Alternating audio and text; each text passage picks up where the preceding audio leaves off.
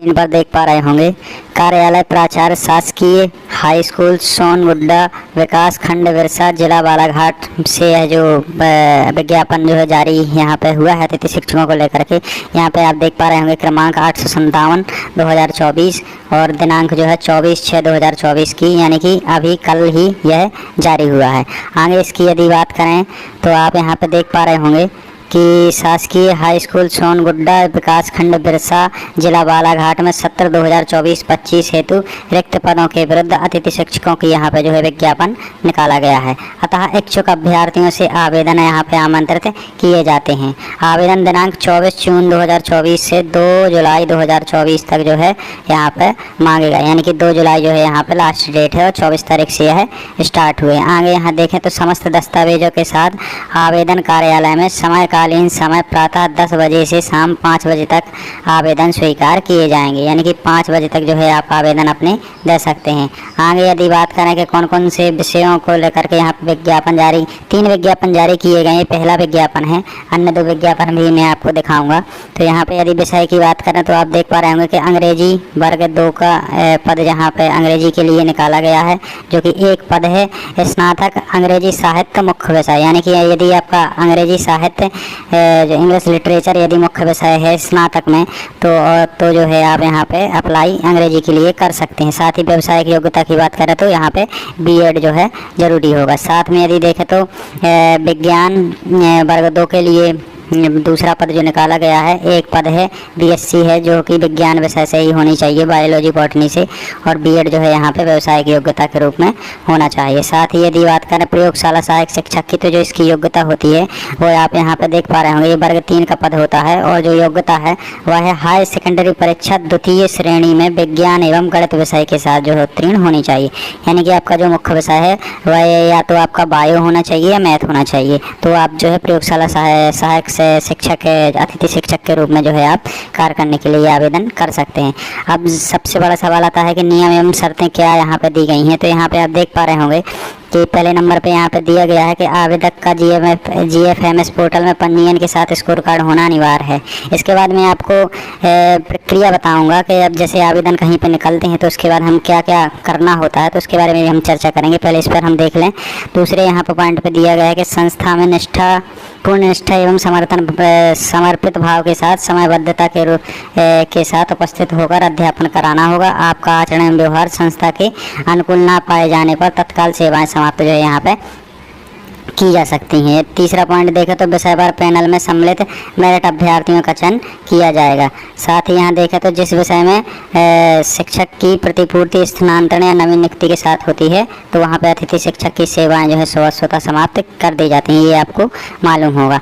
अब दूसरा विज्ञापन की यदि बात करें हम तो ये हो गया आपका पहला विज्ञापन। दूसरा विज्ञापन आप देखेंगे, ये देख पा रहे होंगे आप दूसरा विज्ञापन जो कि उसी स्कूल से जारी किया गया है। शासकीय माध्यमिक शाला सोनगुड्डा विकास खंड बिरसा जिला बालाघाट सत्र 2024-25 के लिए जो है यहाँ पे जारी किया गया है। लेकिन यहाँ पे जो ज़रूरत है जो अतिथि शिक्षक की वह आप देखेंगे, दिनांक देखें तो 24 से 2 जुलाई वही है।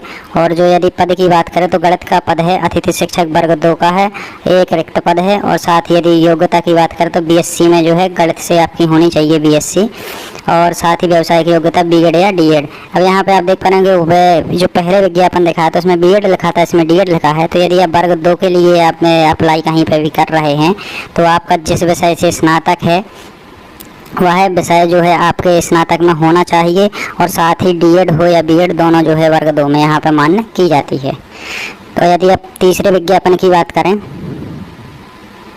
तो आप स्क्रीन पर आप देख पा रहे होंगे तो ये तीसरा विज्ञापन है जो कि कार्यालय प्राचार्य शासकीय हाई स्कूल सोनगुड्डा वहीं से जारी किया गया है। शासकीय प्राथमिक शाला में ये जो पद हैं जो निकाले गए हैं, और इसकी यदि लास्ट डेट की बात करें तो 24 जून से 2 जुलाई के बीच जो है यहाँ पे वह मांगे गए हैं। और पदों की यदि बात करें तो आप देख पा रहे होंगे शासकीय प्राथमिक शाला सोनगुड्डा अतिथि शिक्षक वर्ग 3 के लिए यहाँ पे निकाली गई है, और साथ ही एक पद है। और जो यहाँ पे शैक्षणिक योग्यता होती है वर्ग 3 के लिए वह होती है हाई सेकेंडरी 10+2 उत्तीर्ण एवं सभी विषय पढ़ाने में सक्षम, यानी कि सभी विषय होते हैं आपको पता होगा 5वीं तक में, तो सभी विषय पढ़ाने में सक्षम। और जो व्यवसायिक योग्यता है यहाँ पे आप देख पा रहे होंगे D.Ed, यानी कि आपका B.Ed है यदि, तो अब प्राथमिक में आपका B.Ed मान्य नहीं होगा, आपका D.Ed ही होना चाहिए, जैसा कि सुप्रीम कोर्ट ने अभी कहा था।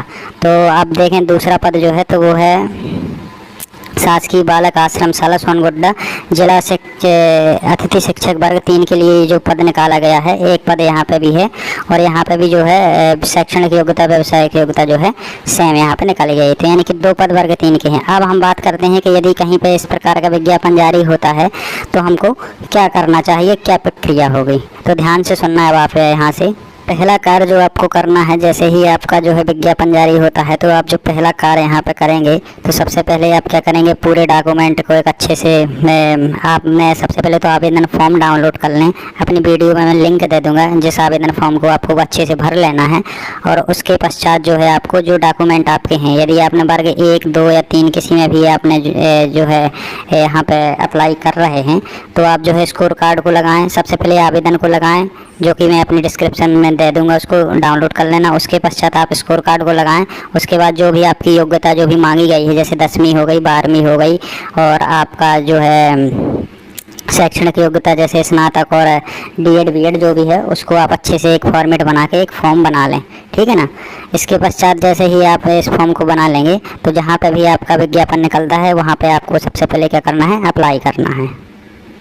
अप्लाई जो आप करेंगे वह अधिक से अधिक संख्या में करें। जहाँ पर भी विज्ञापन निकलता है तो वहाँ पर सभी जगह आप अप्लाई करें, क्योंकि जो है यहाँ पर मैं आपकी मेरिट बनाई जाएगी और मेरिट जब बनेगी तो उसमें जो जैसे ही आपके नंबर होंगे उसी हिसाब से मेरिट में जो भी ऊपर आएगा उसकी जो है वहाँ पर अतिथि शिक्षक के रूप में वहाँ पर भर्ती की जाएगी। अब जैसे मान लीजिए आप अधिक से अधिक नहीं करते हैं आवेदन, तो उसमें होगा क्या कि मान लीजिए आपने कम जगह आवेदन किया तो आपके होने के चांस यहाँ पे कम हो जाते हैं। और भविष्य में भी क्या होता है कि मान लीजिए कोई यहाँ से छोड़कर चला गया अतिथि शिक्षक, तो वहाँ पे जो है उसके नीचे वाले क्रम में जो भी अतिथि शिक्षक होते हैं उनको वहाँ पे प्राथमिकता दी जाती है। तो यदि आप अप्लाई ही नहीं करेंगे तो आपको वहाँ पे जैसे मान लो खाली पद होता है तो आपको वहाँ पे आवेदन वहाँ पे आपकी नियुक्ति नहीं हो पाएगी। इसलिए आपको जो है अधिक से अधिक यहाँ पे क्या करना है, आवेदन ज़रूर करना है।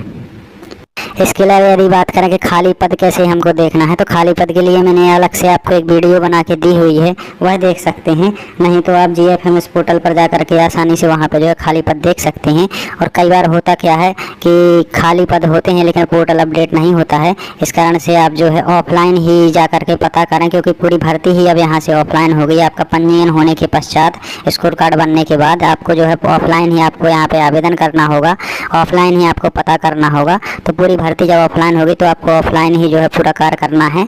तो आप खाली पदों को भी ऑफलाइन पता करें, क्योंकि सटीक जानकारी आपको जो है स्कूल से ही पता चल पाएगी, ना कि पोर्टल से, क्योंकि पोर्टल कई बार अपडेट नहीं होते हैं। क्योंकि खाली पद जो है रिटायरमेंट से भी होते हैं, प्रमोशन से भी होते हैं, ट्रांसफ़र से भी होते हैं, अवकाश पर होने पर भी होते हैं, और 30% से रिजल्ट यदि किसी अतिथि शिक्षक ने दिया है तो वहाँ पर भी होते हैं। यानी कि कई कारण ऐसे हैं जहाँ पर जो है रिक्त पद होते हैं और उनकी जानकारी जो है पोर्टल पर अपडेट तुरंत नहीं की जाती है। तो आप पोर्टल के भरोसे ना रहें, पोर्टल पे जो दिख रहे हैं वहाँ पे भी पता करें, साथ ही आप स्वयं जा कर के भी वहाँ पे आप पता कर सकते हैं।